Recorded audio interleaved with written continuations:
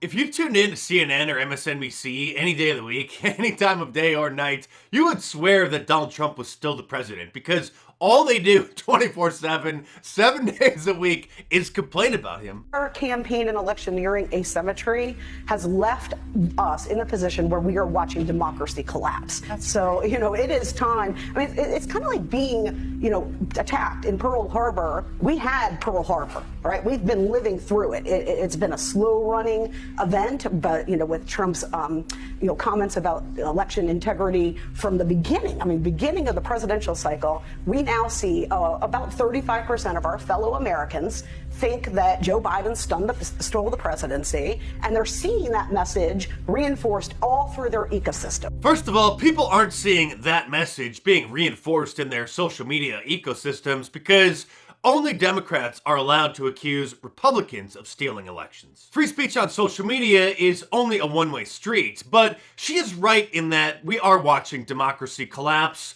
because, as usual, the left accuses others of what they themselves are guilty of doing. Last week, the Senate surprisingly voted not to form a 9/11-style commission to investigate the protest at the Capitol on January 6th. And the Democrats are very upset. I'm not sure why though, because if it really was a 9/11 style commission, then its sole purpose would be to bury the truth about what actually happened. That's a whole other different story though, about the 28 pages of the 9/11 report that were classified and Operation Northwoods. Don't even get me started. And this poor woman is so traumatized by the Trump administration and the fact that we still support President Trump that she believes she lived through a new Pearl Harbor. But speaking of war analogies, she definitely lost the Battle of the Bulge. And speaking of the liberal media's favorite topic, January 6th, charges against a New York man have been dropped after he was initially charged with participating in the activities at the Capitol that day. Christopher M. Kelly was in D.C. that day, exercising his First Amendment right, the freedom to assemble and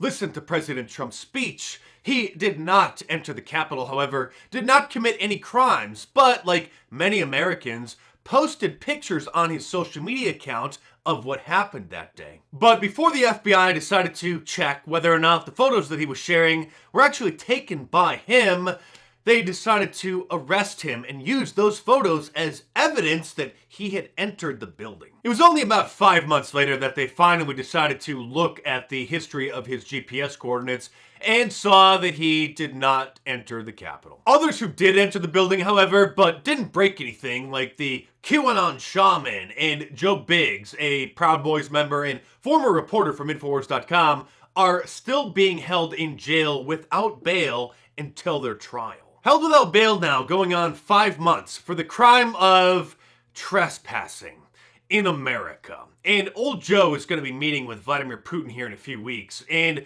Vladimir is supposedly going to pressure Joe on the human rights abuses that his administration is engaged in, such as holding peaceful protesters in jail without bail for months and months and months until their trial. So get ready to be called a Russian bot again for agreeing with Vladimir Putin that American citizens who commit the misdemeanor of trespassing shouldn't be held in jail for 5 months. The cable news kooks are literally going to be complaining about January 6th every single day for at least the next 3.5 years, until at a bare minimum after the 2024 election. Seriously, have I ever been wrong? Mark my words, every single day for the next 3.5 years.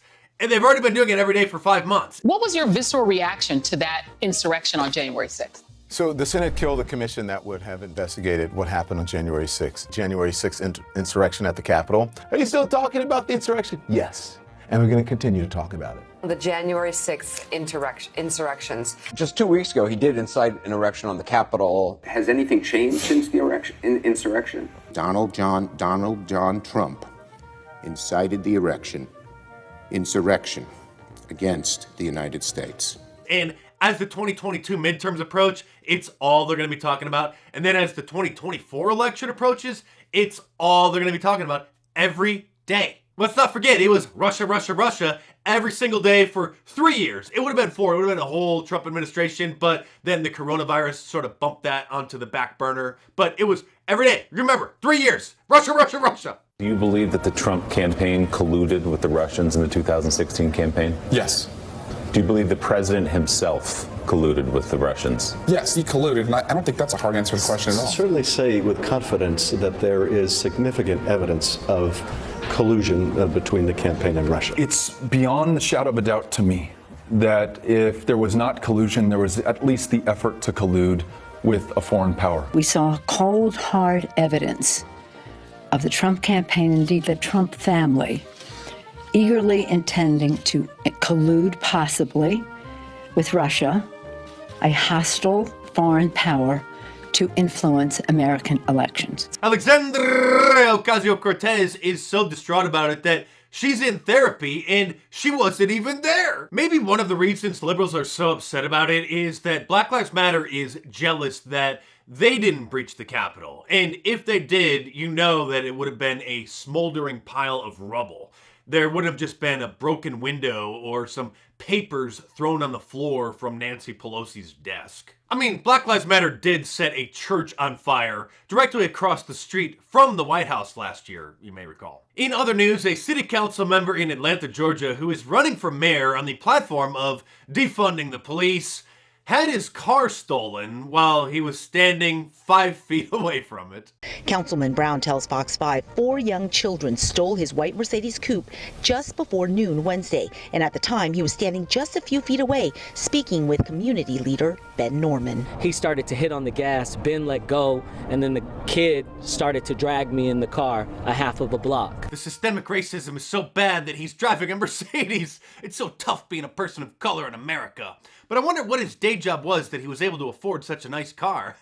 Oh wait, what's this? An outspoken advocate for social change, now Atlanta City Councilman Antonio Brown is in hot water. The U.S. Attorney's Office indicted Brown on multiple fraud charges dating back to 2012. The feds say he tried to defraud several banks and credit card companies out of tens of thousands of dollars. He's accused of getting more than $60,000 in car loans to finance expensive whips like a Mercedes C300 and a Range Rover. Well, now we know why he wants to defund the police. Sometimes the jokes just write themselves. You know, we don't say that liberalism is a mental disorder as a joke. We say it as a warning.